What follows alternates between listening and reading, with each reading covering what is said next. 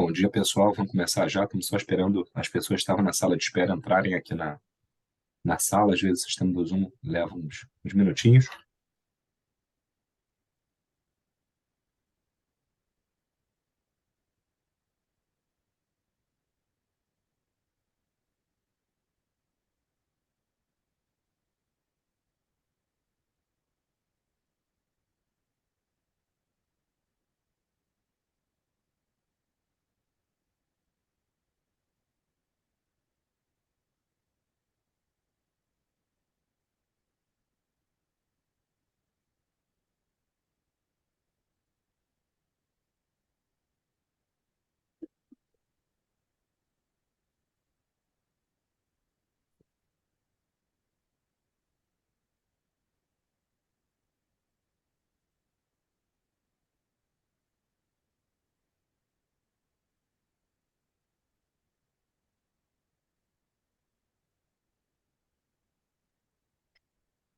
Bom dia a todos. Acho que a gente já pode aqui começar. Estamos aqui representando a área de tributário e alto de escritório. Eu, Luísa Lacerda, e meus sócios Hermano Barbosa e Débora Barcelar.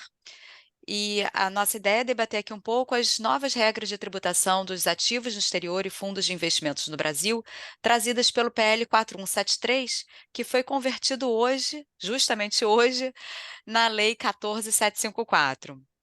É, e antes de começar, gostaria de agradecer aqui a audiência de todos vocês e lembrar que já fizemos outros dois webinários sobre essas inovações tributárias, tanto de ativos no exterior quanto de fundos de investimento no Brasil, que estão disponíveis no YouTube do nosso escritório.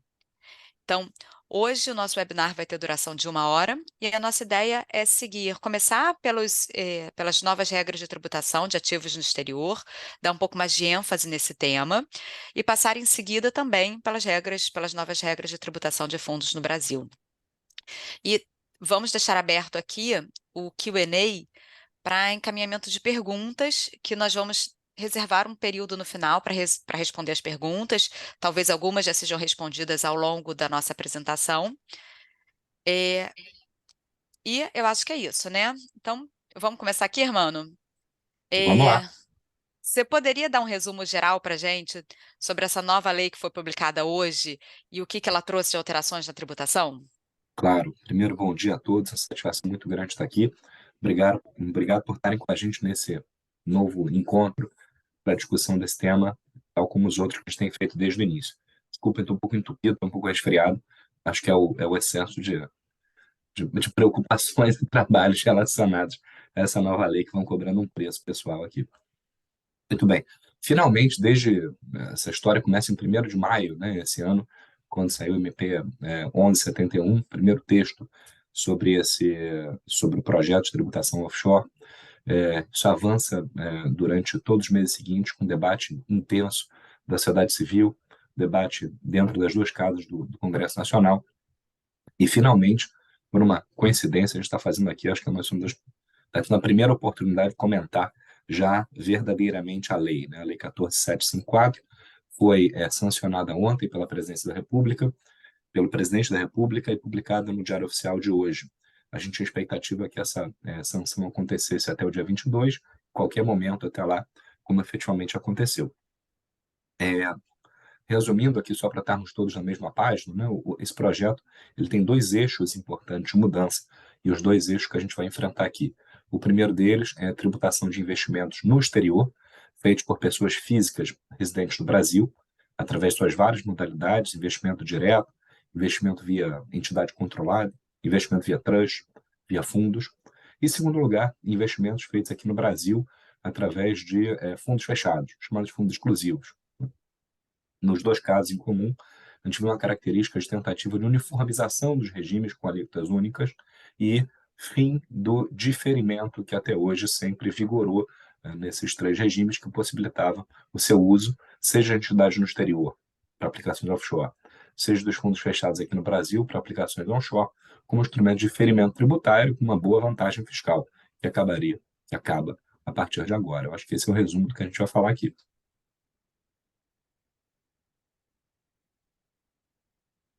Tá no mudo, Luiz? fui avisada aqui. Débora, agora que o projeto foi convertido em lei, o que que a gente pode esperar? O que que a gente deve esperar, né? Quais são os próximos passos? Bom dia a todos. A expectativa no momento, agora, nesse momento, né, que acabou de publicar a lei, é que seja publicada também uma instrução normativa. A gente sabe que a Receita Federal está trabalhando num texto de uma regulamentação para essa lei. Existem alguns pontos da lei hoje que não são absolutamente claros, que tem espaço aqui para uma interpretação. Então, a gente imagina que a instrução normativa deve procurar cobrir essas lacunas, esses espaços. A gente também está na expectativa de receber um novo programa gerador da declaração de imposto de renda da pessoa física, que deve conter novos anexos específicos para tributação de offshore e de investimentos diretos no exterior. A gente imagina que vai ter um aumento, né, vai ter a criação de uma obrigação acessória específica, que tem que ser cumprida a partir de 31 de maio do ano que vem, né, que juntamente com algumas decisões que todos os contribuintes que possuem esses ativos vão ter que tomar até essa mesma data, 31 de maio. Tem pelo menos 2 decisões que cada um dos contribuintes vai ter que tomar sobre como vai tratar esses seus investimentos fora do Brasil. Primeiro, se eles vão querer ou não, a pessoa quer ou não atualizar o custo desses ativos, e a segunda, que a gente vai falar um pouco mais para frente, é se ela vai querer tratar a sua offshore como transparente ou opaca, que também é uma novidade introduzida por essa lei. Bom, então agora a gente já tem a lei, falta ainda os detalhes, né? Pelo que eu estou entendendo, faltam os detalhes na instrução normativa, falta o que o sistema vai trazer, porque às vezes até o sistema acaba ditando um pouco o que o contribuinte consegue ou não consegue fazer. Esperamos que saiam logo esses detalhamentos, né? Que eu acho que vão acabar ajudando bastante os contribuintes a tomarem as suas decisões. Então, seguindo aqui com a tributação dos ativos do exterior, Hermano, como passará a ser a tributação dos investimentos mantidos diretamente pelas pessoas físicas no seu próprio nome no exterior? Vamos lá, eu explico através de comparação com o regime que vigorou até hoje, né, historicamente. Historicamente, os investimentos feitos no exterior, diretamente pela pessoa física, a pessoa física vai lá, abre uma conta no banco estrangeiro, remete o dinheiro e utiliza essa conta para começar a adquirir papéis, fazer investimentos diretamente, em seu nome próprio, né? Até hoje, a tributação, bom, a primeira tributação de pessoa física é apurada sempre sob o regime de caixa, né? Apenas quando você transforma aquele seu investimento, converte ele em dinheiro, variando pelos potenciais do valor de um ativo, não são tributados até o momento em que ele é efetivamente realizado. Muito bem. Quando a gente, até hoje, essa tributação acontecia segundo alíquotas variadas, que variavam em função do tipo do investimento e da natureza da aplicação. Essa tributação acontecia sempre em bases mensais. A cada mês eu recolhia um imposto sobre os ganhos ou rendimentos auferidos no mês imediatamente anterior. E, finalmente, ela não admitia qualquer espécie de compensação entre ganhos e perdas. Então, eu podia ter uma perda na minha carteira, mas ainda assim ter imposto a pagar. Bastava que eu tivesse ganho em uma ou duas operações, perdas maiores nas outras, mas ainda assim eu teria imposto a pagar. O novo regime, ele traz 3 alterações importantes. Primeiro, ele uniformiza essas alíquotas em 15%. Depois, independentemente do tipo de aplicação financeira no exterior. Depois, ele permite que você faça compensação entre ganhos e perdas de operações variadas. Então, eu vou tributar o resultado da minha carteira e não as operações isoladamente consideradas. Então, se eu tenho um ganho de 100 numa operação, mas uma perda de 80 na outra, eu vou tributar 20. Né?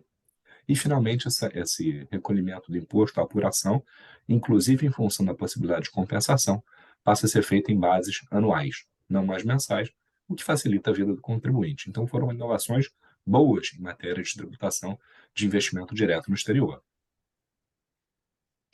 Maravilha. Então, Débora, e no caso dos investimentos que as pessoas físicas fazem via empresas, as chamadas Private Investment Companies, ou PICs, como é que será? Vai ter também boas novidades ou as novidades já não são tão boas assim? Na verdade, tem uma grande, né, a lei traz uma grande alteração como o Hermano falou, no regime de diferimento que até então vigorou sobre os investimentos via offshore, né? Então, aqui a lei traz um conceito de entidade controlada, né? Então, e basicamente o que acontece? Quando você tem uma entidade controlada, os lucros auferidos por essa controlada anualmente terão que ser tributados aqui no Brasil, oferecidos à tributação, independentemente da sua distribuição para o acionista ou cotista, tá? E essa acho que é a principal, né, alteração. Você agora vai tributar, antigamente você só tributava os lucros se eles fossem distribuídos, agora você tributa os lucros em bases anuais. Então, todo ano você vai, em princípio, olhar qual é o lucro que deu no balanço da sua offshore, vai converter para reais e vai oferecer a tributação esse valor por uma alíquota de 15%.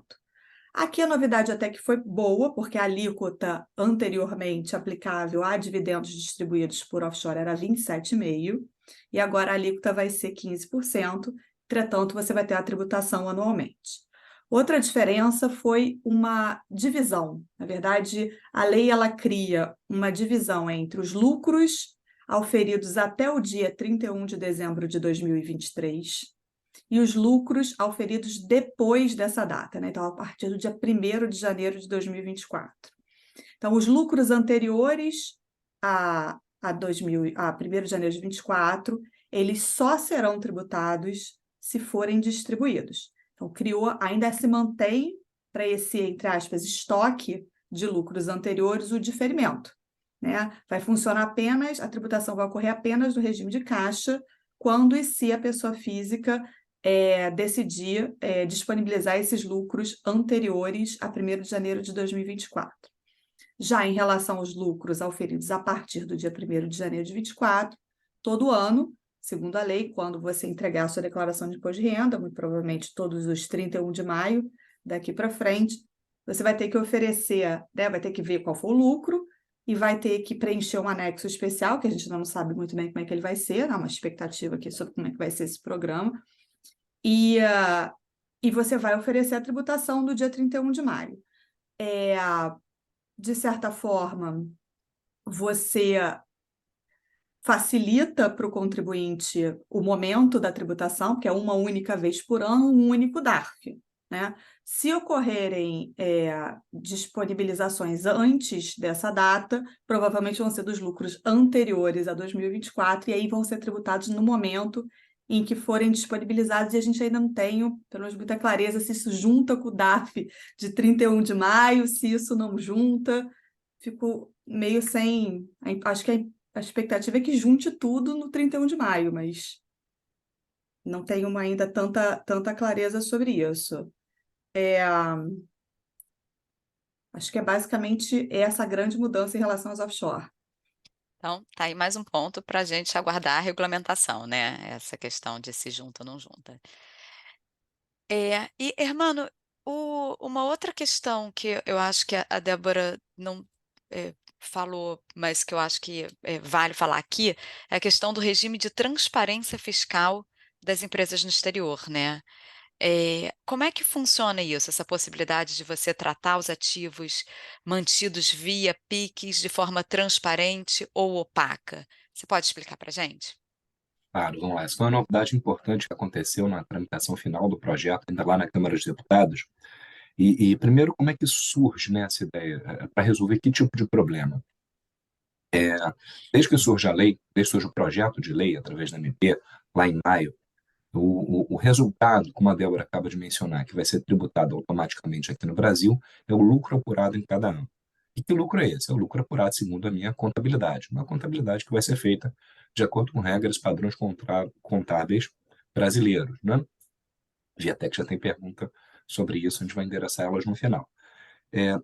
O que acontece aqui é que, por vezes, a contabilidade determina que determinados ativos que estão lá no meu balanço sejam informados, sejam registrados com base no valor de mercado, e a minha contrapartida, eventualmente, pode ser levada para uma conta de resultado. Então, eu tenho um lucro contábil, mas eu não tive ainda a realização daquele meu ativo. O ganho que eu tenho com aquele meu ativo é um ganho, nesse momento, apenas potencial, um ganho hipotético, um ganho virtual. Ainda não troquei aquilo por dinheiro. comprei ações por 100 de uma determinada companhia, pode ser que agora elas estejam valendo 300, mas que no dia que eu vender elas estejam valendo 200, 80, né, 1.000, sei lá. Então, essa era uma dúvida importante, a gente queria saber como é que a gente poderia excluir de tributação esses resultados contábeis que não tivessem sido realizados. Haveria algumas formas para a Receita Federal tratar dessa questão, o governo, a lei tratar dessa questão, não era nem a Receita ainda, e o governo acaba propondo uma solução através do próprio texto do projeto, que é essa possibilidade de se tratar a empresa estrangeira como se fosse transparente. O que significa isso? Vamos pensar numa hipótese em que eu, hermano, sou titular de ações de uma companhia localizada em Cayman, por exemplo, que eu uso para deter uma carteira de ativos financeiros, 10 ativos financeiros diferentes. Até hoje, eu sempre me limitei a reportar nas minhas declarações a empresa, né? A empresa, as ações dessa empresa para o seu custo histórico de aquisição. Com base nessa regra, ela permite que eu trate essa empresa como transparente para fins fiscais. Ela existe para fins jurídicos, ela está lá, ela tem suas regras de governança, ela existe de acordo com o direito local. Agora, eu posso tratar essa empresa como se fosse transparente e, como consequência disso, eu reporto, eu declaro os ativos que são de propriedade da empresa como se fossem de minha titularidade direta. Então, no caso concreto, em vez do exemplo que eu mencionei, em vez de eu dizer que Hermano detém ações dessa empresa de Cayman, Hermano detém os ativos financeiros X, Y, Z, aqueles 10 ativos financeiros que compõem o portfólio daquela entidade.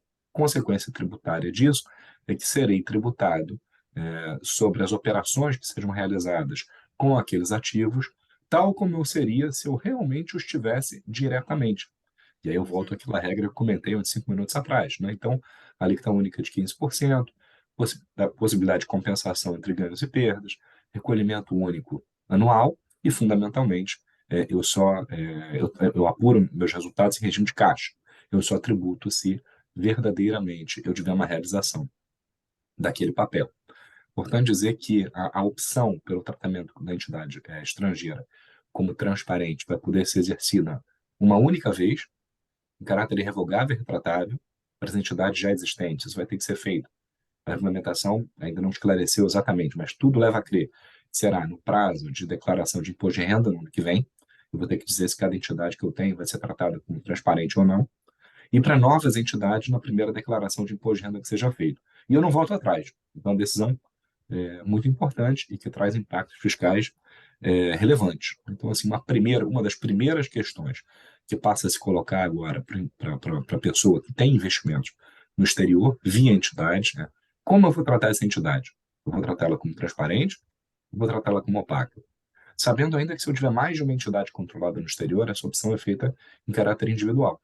Eu não preciso tratar todas como transparente ou todas como opaca.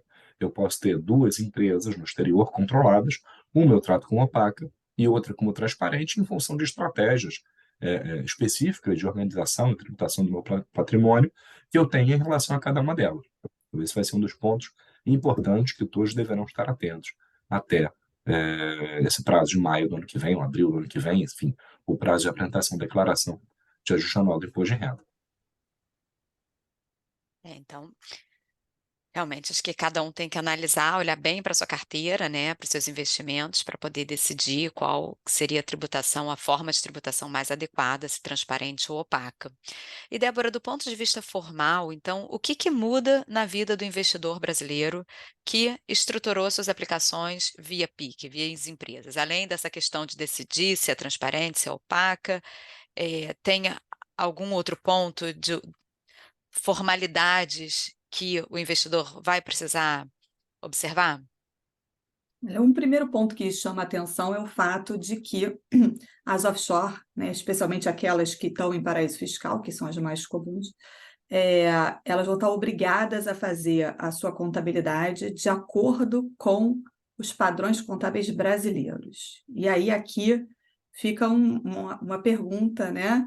Tipo, na qual o padrão que a gente aplicar, mas independentemente disso, você tem uma discussão assim, esse balanço precisa ser assinado por um contador brasileiro, né? Como é que eu vou identificar que ele foi feito com base nos padrões contábeis brasileiros, né? Então, o que a gente tem percebido agora é um certo movimento de alguns clientes já preocupados com esse tema, estão até, inclusive, buscando contadores locais mesmo, contadores brasileiros, né? Estão transferindo a contabilidade da sua offshore para o Brasil, para que seja feita, de fato, por um contador brasileiro, com CRC aqui, e usando as regras brasileiras. Acho que isso é uma preocupação que tem surgido, e a gente tem percebido esse movimento de alguns clientes pretendendo então, já deixar a contabilidade aqui no Brasil. O que mais que a gente pode falar? Que a gente tem essa expectativa em relação a todas essas declarações, essas obrigações acessórias, que a gente não sabe muito bem como é que vai ser. Acho que a gente posso falar aqui um pouco do ponto que o Hermano levantou e que já tem até uma pergunta aqui, que é essa grande decisão, né, sobre opaco versus transparente, né? Então, tem uma pergunta aqui no nosso Q&A se eu tenho uma empresa em cima da outra, se a de cima pode ser opaca e a de baixo pode ser transparente. É uma pergunta boa. Em princípio, pela regra, nos parece que sim. Tem toda uma discussão sobre a horizontalidade e essa, né, como se fosse cada uma dessas empresas offshore, eu tivesse que tratar ela separadamente das outras. E apesar de, no primeiro momento, faz todo sentido para a tributação dos lucros, essa horizontalidade ela traz alguns desafios que não estão tão claros assim na norma, né? Tipo, desafios do ponto de vista das, por exemplo, reorganizações societárias no exterior, né? Como é que a gente vai fazer esse tratamento, né? E se eu tenho uma opaca cuja a sociedade investida é transparente, como é que eu faço para eliminar no balanço, né, da opaca? Eu vou ter a minha declaração de imposto de renda uma empresa opaca e do lado todos os ativos abertos da minha transparente. Tem alguns pontos assim que a gente ainda não tem muita clareza e está dando trabalho, várias coisas para a gente pensar aqui e o contribuinte pensar junto, né, como lidar com essas novidades todas. E pelo visto, então, os contribuintes vão ter esses trabalhos adicionais, nessas formalidades de ter uma contabilidade com regras mais rígidas, que talvez eles não tivessem até hoje, ou tivessem a contabilidade no exterior, feita de uma forma diferente, porque não tinha tanto impacto aqui, né, no Brasil, no ano a ano, e agora vai ter, né? E, Hermano, outro ponto, eu acho que é um ponto muito relevante dessa nova lei, é a regulamentação dos trusts, que historicamente é um tema super controvertido no Brasil. A nova lei trouxe, então, regras para tratar do ponto de vista fiscal os trusts. Como são essas novas regras? Vamos lá. De fato, esse foi um tema que sempre deu margem a muita controvérsia aqui, muita dúvida sobre qual seria a tributação aplicável. Entre nós, a gente nunca teve muita dúvida, né? Mas sempre que esse tema, ou nas poucas vezes que esse tema chegou à jurisprudência administrativa e judicial, aqui e acolá, vinham decisões sobre casos específicos que o mercado tentava talvez extrair consequências que fossem mais gerais, e isso gerava uma dúvida. Bom, que a gente, né, a lei, ela traz pela primeira vez aqui no Brasil um regramento sobre como deve ser a tributação em matéria de imposto de renda sobre investimentos realizados por meio de trust. E a solução adotada, ela é bem-vinda na medida que ela está em linha com o que já era uma prática do mercado. Os trusts vão ser tratados simplesmente como transparentes para fins fiscais. Então, se eu tenho um investimento pensar numa estrutura típica, né? Um investimento numa empresa localizada em BVI, em Cayman, e essas ações são colocadas embaixo de um trust, entregues para um trustee. Esse trust é tido como transparente, portanto, eu, aqui no Brasil, contribuinte brasileiro, reporto diretamente como se as ações fossem minhas. E toda a tributação decorrente delas serem minhas. Então, vou tributar automaticamente os lucros obtidos por ela. Se eu vender as ações, eu vou ter tributação, e assim por diante. Em algumas situações, quer dizer, quem faz essa declaração como princípio é um instituidor do trust, pensando-se num trust que seja revogável, né? Agora, em certas situações, se é um trust irrevogável, ou se é um trust no qual um instituidor já faleceu, e, portanto, o direito de acesso àquele patrimônio já foi transferido para terceiros, os beneficiários, são esses, então, que passam a ter que fazer a declaração.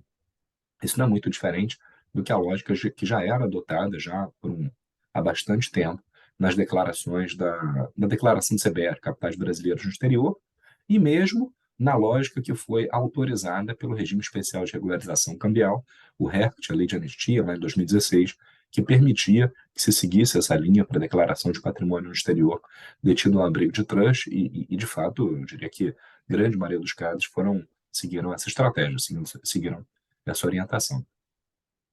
Então, Hermano, aquele temor, eu acho, dos contribuintes de como seria tratada a transferência dos recursos de uma sucessão, aquela fatídica solução de consulta, tudo isso, acho que os contribuintes podem ficar mais tranquilos em Eu relação a esse espero que ponto. sim, né? Eu espero que sim. A gente, como advogado tributarista, a gente está sempre um pouco aterrorizado, né? A gente está sempre preocupado, a gente nunca está tranquilo. Mas eu tenho uma esperança legítima que, em primeiro lugar, essas dúvidas que a gente tinha, especialmente causadas por essas interpretações criticáveis sobre o tratamento fiscal de trusts, elas sejam afastadas. Acho que, em primeiro lugar, sejam superadas por essa nova regra, que é bastante clara e bastante explícita sobre o tratamento a ser adotado. E, como consequência disso, eu imagino que a gente vai passar a ter um renascimento, uma retomada do uso de trusts como instrumentos legítimos e úteis para planejamento patrimonial e sucessório, envolvendo especialmente ativos no exterior, o que não vinha acontecendo nos últimos tempos, em razão de medos sobre qual seria o regime tributário, né? Em muitos casos, a gente deixava o trust como uma última alternativa diante dos riscos que ele poderia trazer. Agora, eu acho que ele vai voltar, sem dúvida, como a ser uma opção possível para esse tipo de organização. Maravilha. Bom, então, boa notícia aqui, né, eu acho. Do que retira insegurança no Brasil, que já tem um ambiente fiscal tão inseguro, acho que é super bem-vindo. E Débora, essa nova lei trouxe também um regime especial de atualização de custos de ativos localizados no exterior, né? Você pode explicar para a gente um pouquinho? Então, vamos lá. Isso aqui de fato, uma das outras decisões, as duas grandes decisões que os contribuintes vão ter que passar o primeiro trimestre pensando no que fazer, né? Então, grande decisão, opaca transparente. Segunda grande decisão, atualizo ou não atualizo o valor da minha offshore, né? Ou dos meus ativos, dos meus fundos, enfim, dos meus ativos no exterior. O governo ele concedeu, né, para quem quiser antecipar essa tributação, né? Vamos lembrar aquele conjunto de lucros e de variações cambiais, né, da sua offshore que estavam lá parados no tempo. A gente lembra que eu posso não tributar nada, deixar eles congelados ali e só tributar na medida em que eu venha a sacar, ou eu posso optar por essa atualização, para a qual foi concedida uma alíquota fixa de 8%. Tá? O que significa a atualização? Olhando para uma offshore, né? Você tem que olhar o balanço, né? Você vai ver qual é o valor do patrimônio líquido da sua offshore no dia 31 de dezembro de 2023. Vai aplicar sobre esse valor da sua offshore a taxa de câmbio da data, né? E vai diminuir desse valor o custo que está no seu imposto de renda, como sendo o custo anterior da sua offshore. Sobre a diferença, se aplica a alíquota de 8%. Tá? E muitos clientes vêm perguntando, vale a pena para mim fazer ou não a atualização? Eu diria que isso é uma decisão muito pessoal e que envolve várias questões de caráter realmente pessoal, né? Qual é a idade da pessoa, o que ela pretende com aquele recurso que está no exterior, né? O quanto daquela carteira é só lucro, o quanto daquela carteira é variação cambial do principal, né? O quanto aquela carteira rende anualmente. Eu tenho uma carteira que rende muito bem, eu tenho uma carteira que é só para me proteger de exposição cambial, então ela não rende tão bem. Então, assim, é muito pessoal e tem que fazer conta. Não acho que vai funcionar para todo mundo. Agora, um ponto que chama a atenção em relação à atualização é que a atualização ela também faz parte, né? Ela é um componente da fórmula para você decidir se você quer ser transparente ou quer ser opaco, né? Então, aqui, conforme o Hermano explicou, se eu decido ser transparente, o que é que a regra fala? Ela fala que você pega o seu custo de aquisição, conforme está na sua declaração de imposto de renda, em 31 de dezembro de 2023, e você proporcionaliza esse custo por cada um dos ativos que compõem a carteira da sua offshore nesse mesmo dia, 31 de dezembro de 2023, né? Então,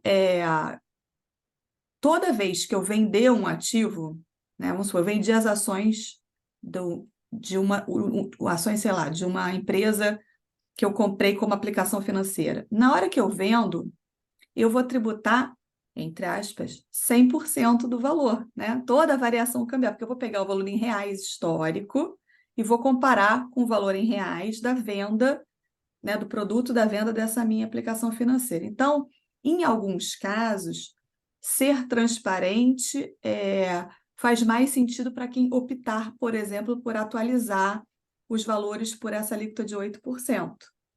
Mas, assim, nós aqui, né, Hermano e eu, conversamos muito sobre isso, os clientes têm muitas dúvidas, e a verdade é que cada história, né, cada pessoa tem uma história, cada offshore tem uma realidade, e é uma decisão realmente muito pessoal, cada um tem que fazer sua conta para saber se faz ou não sentido atualizar. Deixa eu completar aqui a pergunta. Você mencionou que é relevante para essa decisão se a offshore tem mais lucros ou menos lucros? Vai ter um tratamento diferente sobre os lucros ou o capital aplicado, né, em relação a essa decisão de atualização? Esse foi um bom ponto mesmo.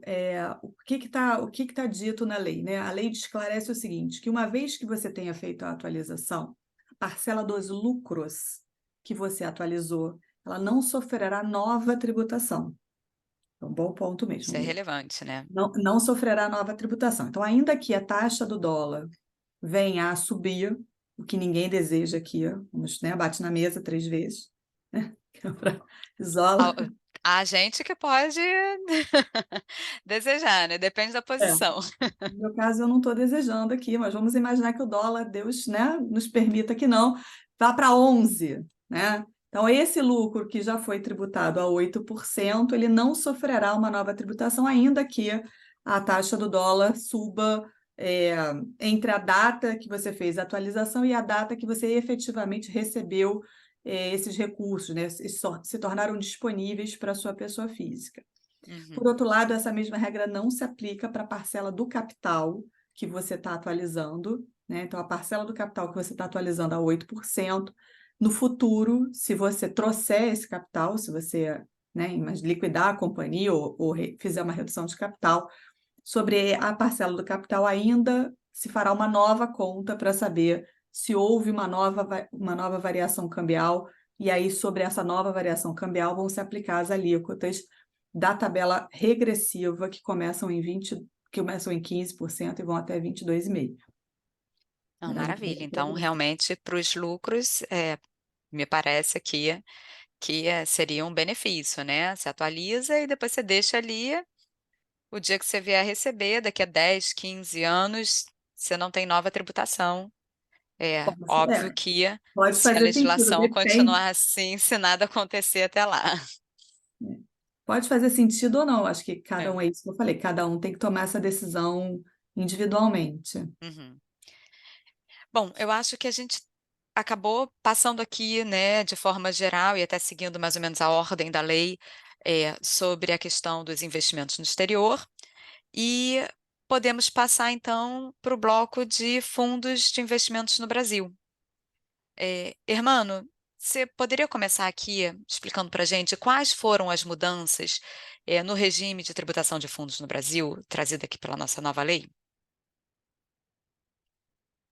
Sim, vamos lá. Assim, rapidamente aqui, quais foram as mudanças? Foi criado um novo regime de tributação dos fundos fechados. Os fundos fechados aqui no Brasil, eles sempre foram tributados, historicamente, apenas na amortização de cotas ou na liquidação dos fundos. Isso permitia que os fundos fechados, fundos exclusivos, se a gente quiser dizer, eles se prestassem a um planejamento tributário eficiente, que não evitava uma tributação, mas diferia, postergava uma tributação sobre os ganhos apurados, acumulados pela carteira. Então, se eu tivesse investimento realizado através de um fundo fechado, só tributaria no dia em que eu amortizasse. Se e quando eu amortizasse ou liquidasse o fundo. Enquanto isso, o valor daquela rentabilidade do fundo ia se multiplicando ali conforme fosse o sucesso da minha estratégia de investimento. O que foi feito aqui nesse projeto de lei? Foi o equivalente, criou-se um regime de tributação automática semestral, equivalente ao come-cotas dos fundos abertos para os fundos fechados. Então, a partir de agora, os fundos fechados passarão a ser tributados também 2 vezes por ano, final de maio, final de novembro. A gente não sabe se, do ponto de vista operacional, vai ser exatamente o mesmo sistema dos fundos abertos, você vai ter um cancelamento de cotas em quantidade suficiente, mas, assim, a verdade é que vai haver tributação sobre a rentabilidade acumulada desses fundos nesses períodos.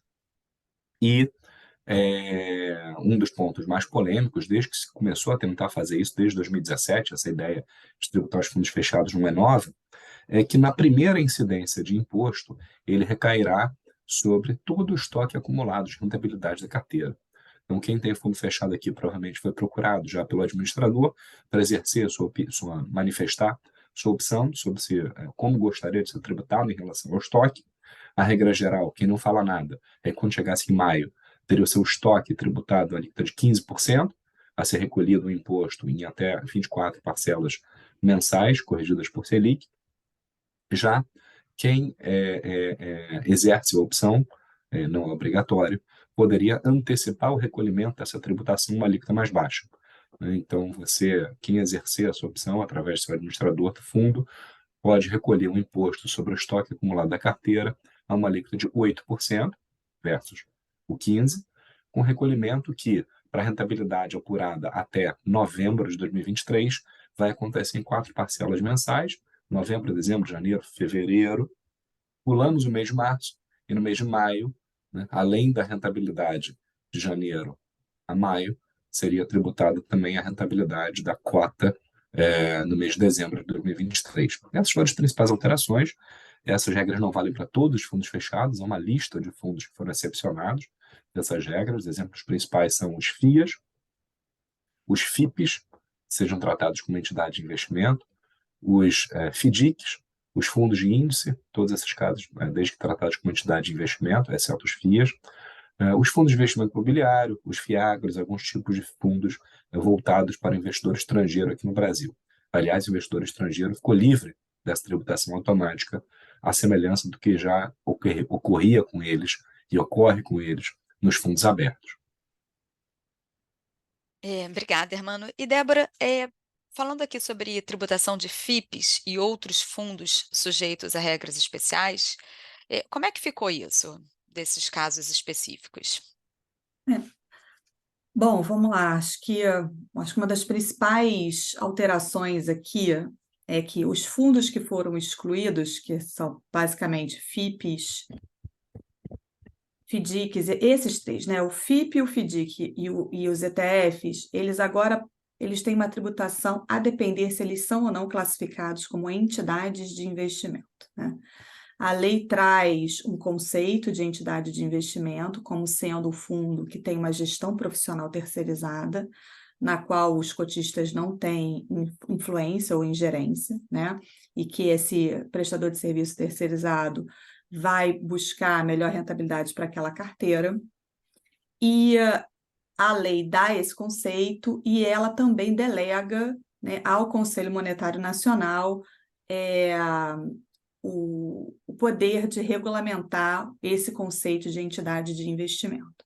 A gente tem conhecimento, a gente sabe que o Conselho Monetário Nacional tem se reunido e muito provavelmente alguma resolução deve ser publicada para tratar de diversos assuntos, até porque o Conselho Monetário Nacional, ele agora, resoluções do Conselho vão determinar, por exemplo, como é composta a carteira de um FDIC, né? A lei delega ao Conselho Monetário Nacional que eles falem sobre composição de carteira, sobre o que é o conceito de entidade de investimento.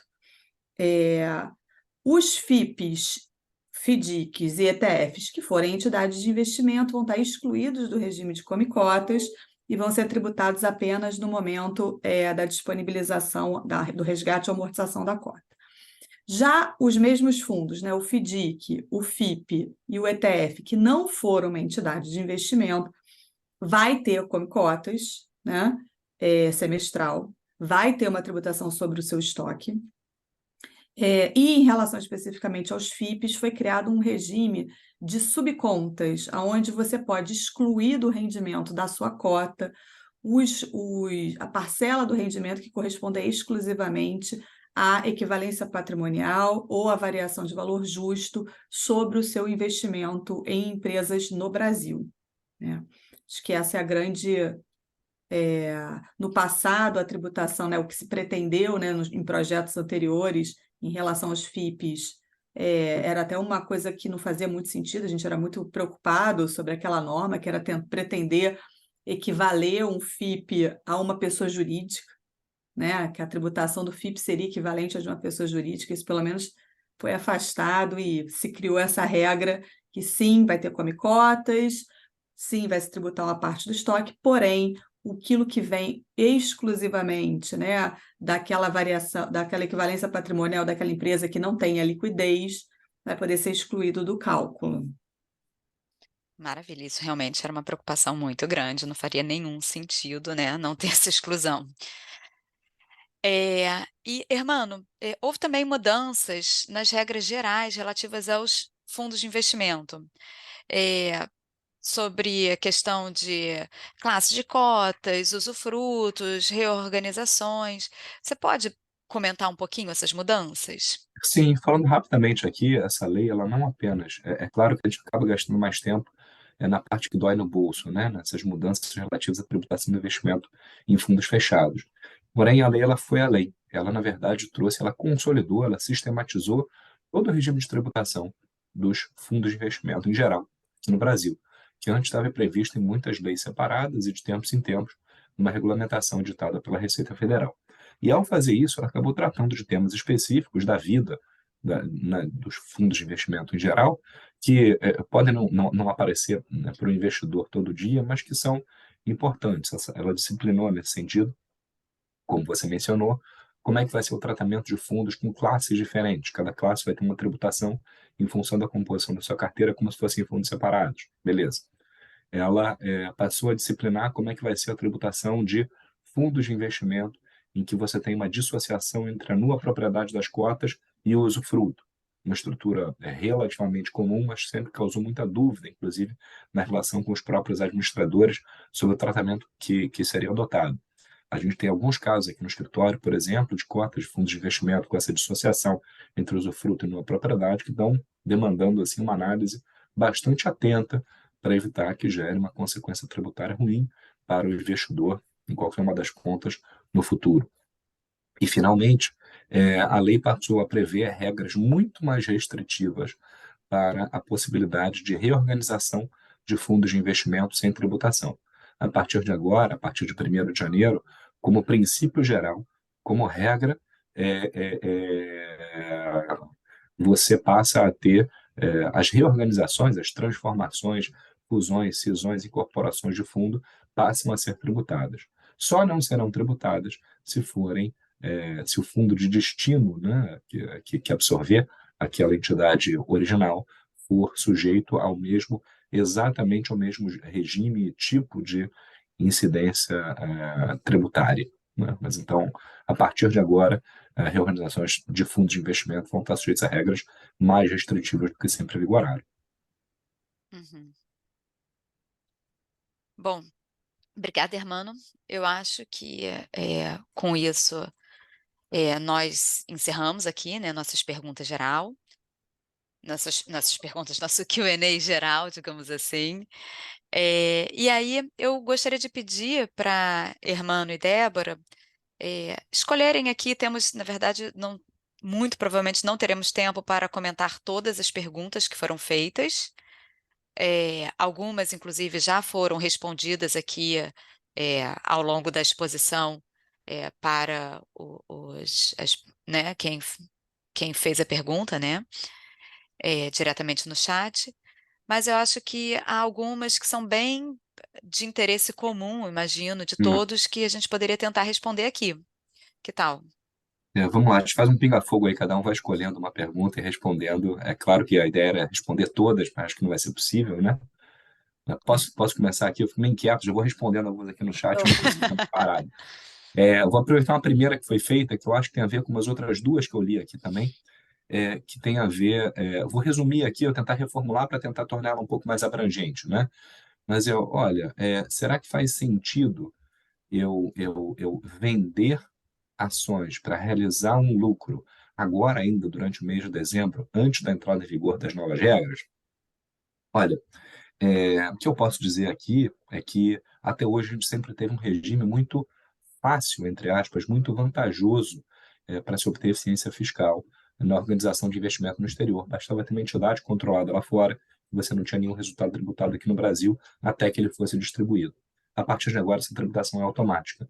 Então, uma gestão ativa da carteira vai passar a ter uma importância maior na hora de determinar quanto você vai pagar de imposto.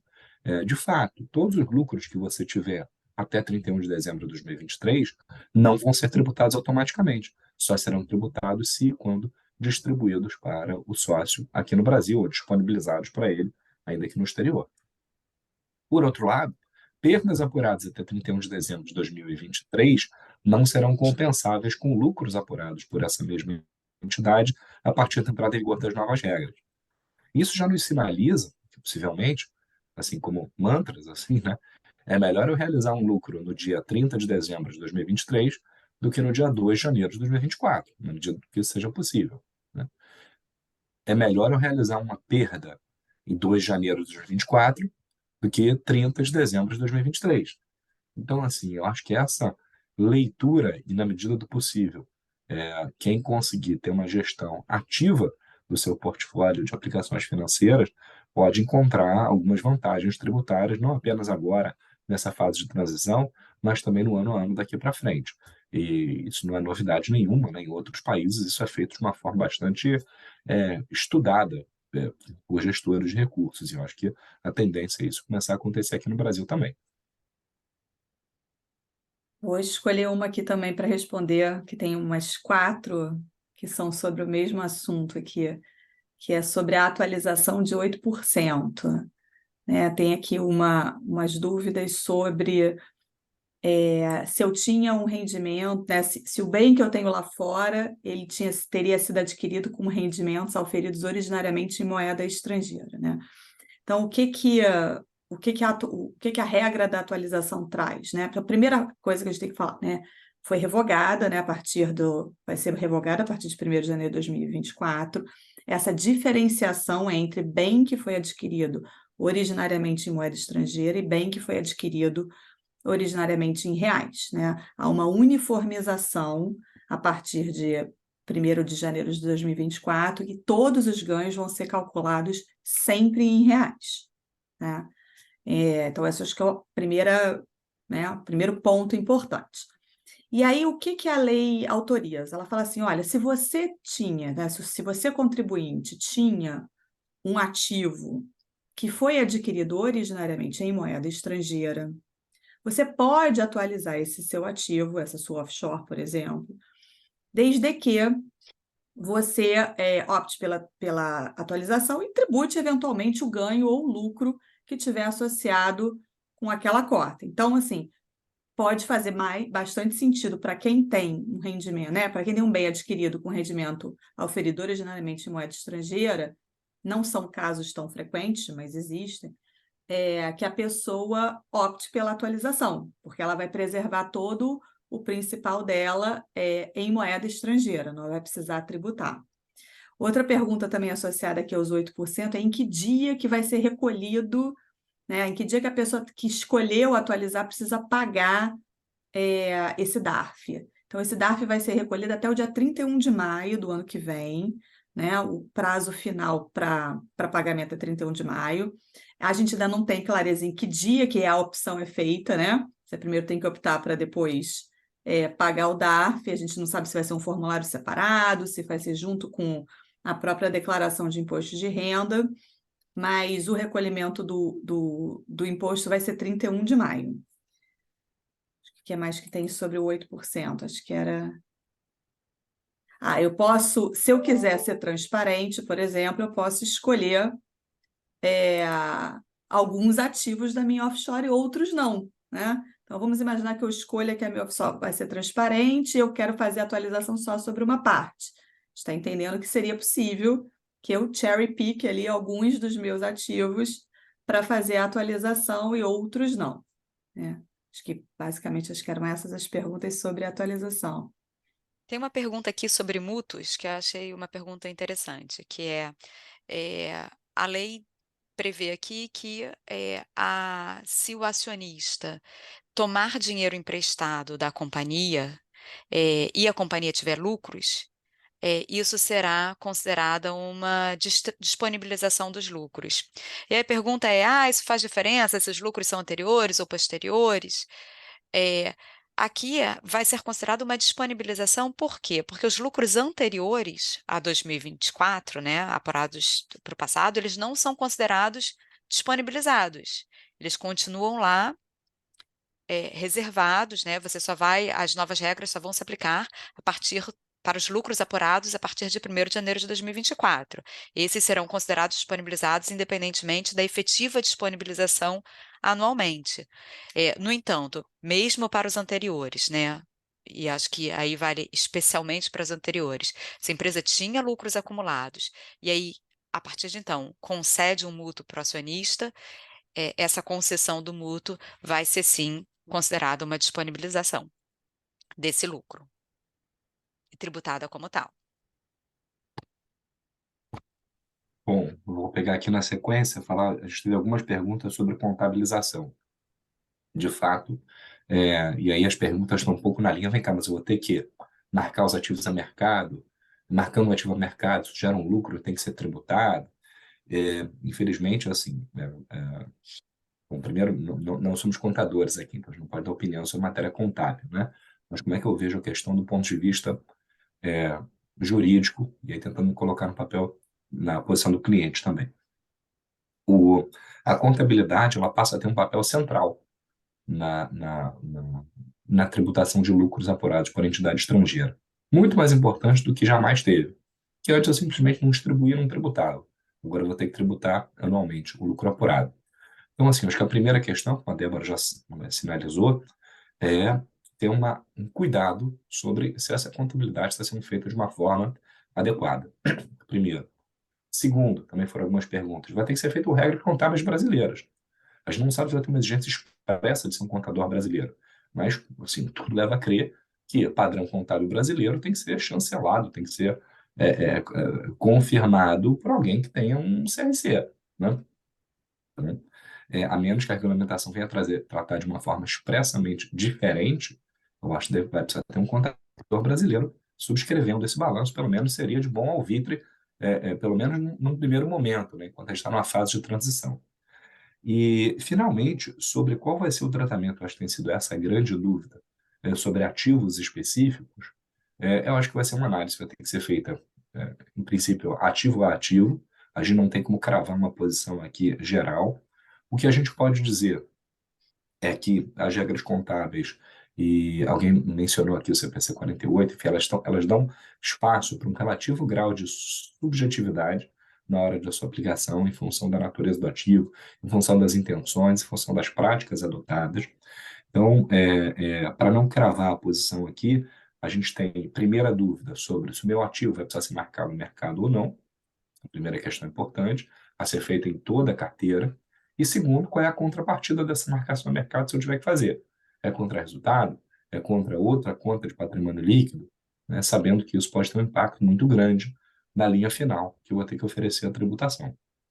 Acho ainda aqui que esse primeiro balanço que vai ser feito agora em 31 de dezembro de 2023, relativo a 31 de dezembro de 2023, que por si só não dá causa a nenhuma tributação imediata, a primeira tributação imediata vai acontecer em 25, tomando por base o balanço de 24, mas ele é importantíssimo, porque é ele que vai colocar assim, um pouco os trilhos, né? Vai dar a direção sobre políticas contábeis adotadas pela empresa, os padrões que vão ser adotados por aquela entidade e que dificilmente vão poder ser mudados ao longo do tempo. Esse primeiro balanço na minha visão, vai ter uma certa cara de balanço de abertura, né? Assim como a gente teve discussões parecidas lá em 2016, para quem aderiu com a empresa ao regime da regularização. Você ia fazer um balanço, né? Agora, até aqui eu não precisava, né? Então, e aí, quais são as minhas regras de abertura desse balanço?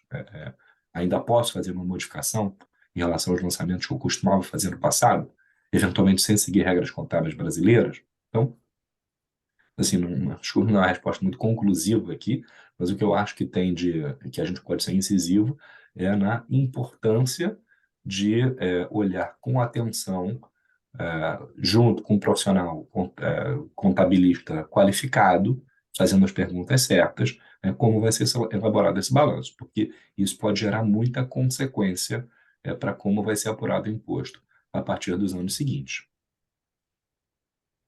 A gente tem mais dúvida do que resposta, né, irmão? Essa aqui eu acho que até é uma questão que a gente consegue ter uma posição relativamente assertiva em muitos casos, mas só não dá para a gente tomar umas verdades universais aqui. A ação vai ser sempre marcado a custo, vai ser sempre marcado no mercado contra a conta XYZ. Mas a gente tem que olhar as características da empresa, as características de um investimento específico, qual é a política que é adotada por aquela entidade. Eu acho que isso vai fazer diferença. E nesse ponto é bom não deixar para cima da hora, né? Porque como Débora dizia, vai ter muita dúvida e, eventualmente, você conversa com dois, três contadores diferentes, as visões, às vezes, não são uniformes com relação ao mesmo tema, então,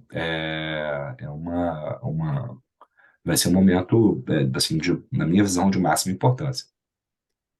Tem um último comentário aqui que eu queria fazer, que acho que eu vi algumas perguntas, e a questão da tributação do estoque, é, é possível discutir judicialmente, não é? E aí, assim, nós conversamos aqui já algumas vezes sobre isso. Sim, claro, há ótimos argumentos para judicializar esse ponto. Para offshore, que até tem uma pergunta específica para offshore, não sei se faz sentido, porque a tributação do estoque, né, para offshore, neste momento, ela é opcional. O contribuinte opta por recolher sob uma alíquota reduzida ou por recolher apenas quando dá disponibilização. Para os fundos, eh, para os fundos brasileiros, a judicialização é uma alternativa. Óbvio que a gente tem aqui também esse incentivo de uma alíquota reduzida para quem optar por antecipar essa tributação. O que deve pesar na discussão, eu acho, dos contribuintes, na decisão dos contribuintes por discutir ou não discutir a tributação do estoque neste momento. Olha, antes da gente encerrar aqui, eu vou responder uma última pergunta que eu achei uma pergunta boa, que é a Temos um minuto. seguinte, um minuto, muito rápido. A pergunta é a seguinte: vai ter que recolher ITCMD quando eu faço um trust irrevogável? Eu achei essa pergunta bem interessante. Em princípio, é uma doação, e agora tem uma lei que diz expressamente, né, que classifica a criação de um trust irrevogável, né, equipara a uma doação, a uma transferência em caráter gratuito. Então, em princípio, sim, teria ITCMD na formação de um trust irrevogável. E agora vamos para as despedidas, não?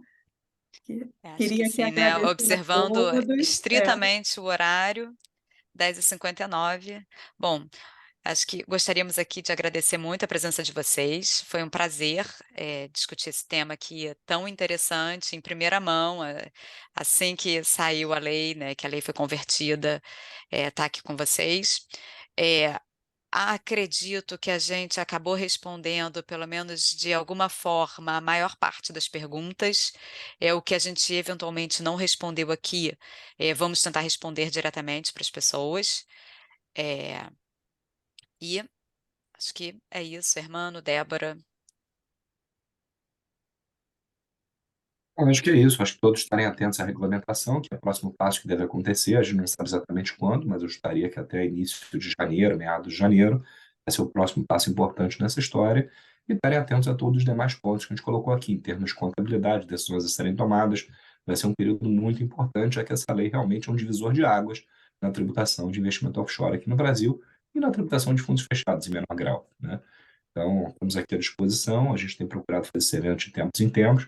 sempre às ordens para conversar sobre dúvidas específicas também. Terminar desejando boas festas e paciência, estômago para encarar essas novidades que vêm pela frente. Bom, fica aqui um bom dia a todos e provavelmente teremos outro webinar quando sair a regulamentação, não é? Imaginamos que Possivelmente. Certamente, certamente. Valeu, Tchau, pessoal. Tchau, Tchau, pessoal. tchau. Obrigada.